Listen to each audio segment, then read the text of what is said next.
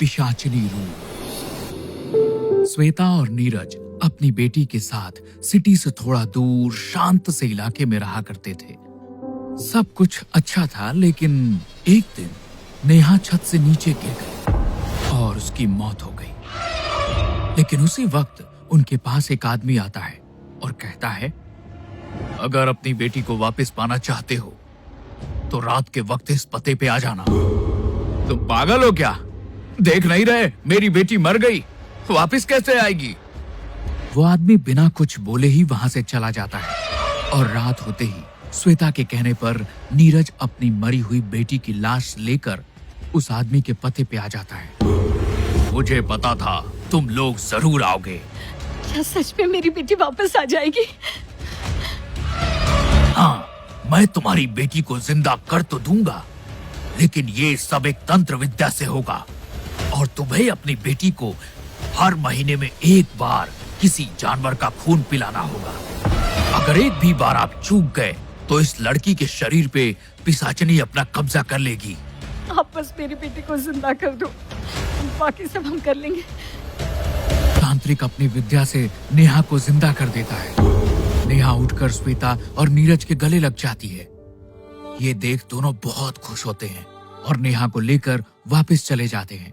कुछ दिनों तक सब ठीक चल रहा होता है, लेकिन एक दिन उनके घर उनका पड़ोसी रोहन और उसका बेटा टीकू आते हैं। नीरज, कहाँ हो? हाँ आया, क्या हुआ? नेहा कहाँ है? काफी वक्त से उसको बाहर नहीं देखा। उसको टीकू का काफी मन था नेहा से मिलने का, इसलिए मैं यहाँ ले आया। वो तो सो रही है, उसकी तबीयत ठीक नहीं थी कुछ दिन से, लेकिन अब ठीक है।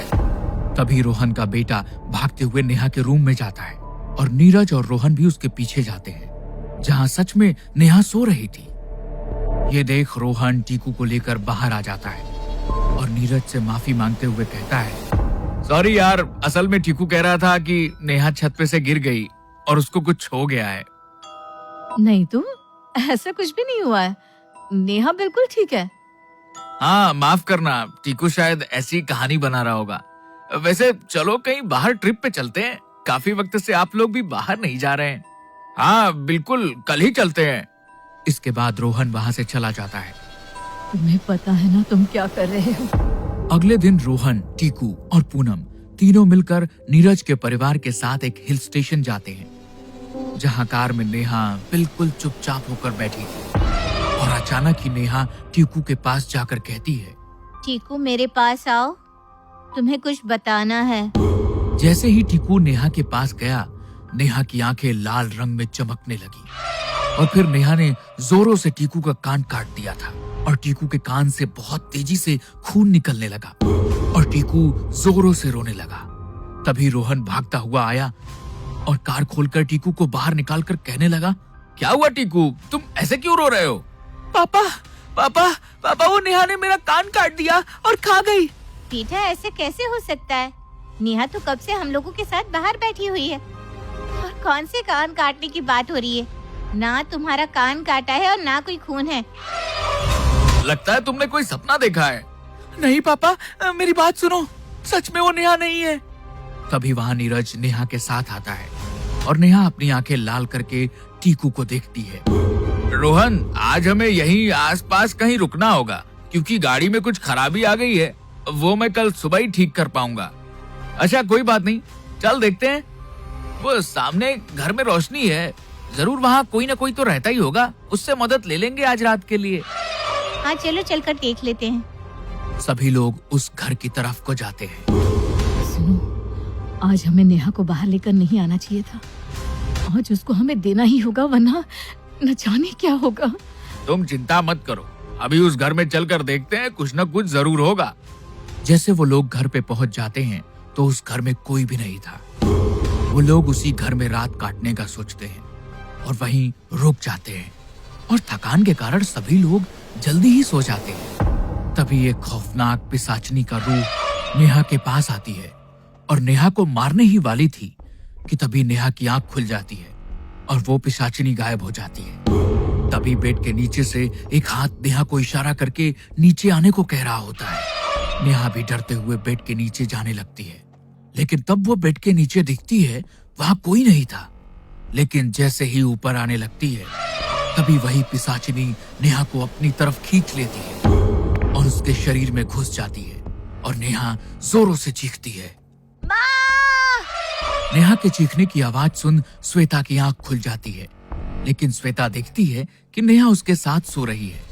श्वेता नेहा के ऊपर हाथ रखकर सोने लगती ही है कि तभी श्वेता की नजर नेहा के सर की तरफ जाती है और उसका सिर अब एक कंकाल जैसा हो गया था, जिसमें कई कीड़े घूम रहे थे। ये देख श्वेता डर जाती है और नीरज को उठाने जा ही रही होती है कि तभी वो देखती है कि नीरज की लाश सामने दीवार पे लटक रही होती है और पूरी दीवार खून से भरी हुई होती है। ये देख श्वेता चीखते हुए कमरे से बाहर जाने ही लगती है कि तभी दरवाजा खोलते ही उसके सामने नीरज आ जाता है, जिसको देखकर श्वेता चौंक जाती है। क्या हुआ श्वेता, तुम इतनी डरी हुई क्यों हो? वो मैंने तुम्हें कहा था ना कि आज हमें बाहर नहीं जाना चाहिए था। देखो क्या हो रहा है अब। बात क्या है, आखिर हुआ क्या? नीरज श्वेता का हाथ पकड़कर कमरे के अंदर ले आता है। बताओ क्या हुआ? वो देखो नेहा का क्या हाल हो गया है। और उस पिशाची ने यहाँ तुम्हें भी मार कर दीवार पे लटका दिया था।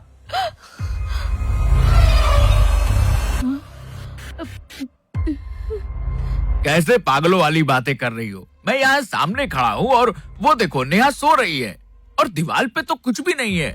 श्वेता जब नेहा की तरफ देखती है तो सच में वहाँ पे नेहा आराम से सो रही होती है और दीवार पे भी अब कुछ नहीं था। श्वेता राहत की सांस लेकर नीरज के गले लग जाती है। तभी दूसरी तरफ रखे एक शीशे में श्वेता देखती है नीरज का शरीर एक कंकाल बन गया है। ये देख श्वेता नीरज को धक्का देकर वहां से भागने लगती है और भागते हुए वो रोहन से टकरा जाती है और उसको ये जो हो रहा है सब सच बता देती है। ये सब तुम क्या बोल रही हो? ये सब बिल्कुल सच है। हमें जल्दी से यहाँ से निकलना होगा और उस तांत्रिक से जाकर मिलना होगा, वरना वो पिशाचिनी सबको मार देगी। रोहन जल्दी से घर के अंदर जाता है और देखता है कि उसकी पत्नी को भी उस पिशाच ने मार दिया है और उसके शरीर का सारा खून पी गई है। हमें यहाँ आने में देर हो गई। मेरा बेटा कहाँ है? कहीं उसे तो कुछ नहीं? दोनों जल्दी से भागते हुए इधर उधर ढूंढने लगते हैं, जहाँ उनको कहीं भी टीकू नहीं मिलता। फिर नीरज की आत्मा दोनों के सामने आती है। रुक जाओ रोहन, तुम्हें अगर अपने बेटे को बचाना है तो उसी तांत्रिक के पास जाकर हल पूछना होगा। ऐसा कहकर नीरज वहाँ से गायब हो जाता है। रोहन, तुम जाकर तांत्रिक से पूछो और मैं यहाँ टीकू को तलाश करती हूँ। तब रोहन जल्दी से कार को स्टार्ट करके तांत्रिक के पास चला जाता है और उसको सब बता देता है। मैंने तो उन लोगों को पहले ही कहा था, इस विधि से सावधान रहें। बाबा, मेरे बेटे को बचाओ उस पिशाचिनी से और कुछ करो आप। ठीक है, ये लो शीशा ले जाओ। तुम्हें इस शीशे में उस पिशाचिनी को कैद करना होगा और इसको तोड़ना होगा, तभी वो खत्म होगी। रोहन वो शीशा लेकर जल्दी से वापस आता है और श्वेता को सारी बात बताता है और दोनों अब उस पिशाचिनी को ढूंढने लगते हैं। तभी वो पिशाचिनी दोनों पर हमला करने लगती है और रोहन को हवा में उड़ाकर दूर फेंक देती है और श्वेता का गला पकड़कर हवा में लटका देती है। तभी रोहन वो तांत्रिक वाला शीशा श्वेता की तरफ फेंक देता है, जिससे श्वेता उस पिशाचिनी की रूह को उस शीशे में कैद कर पाए।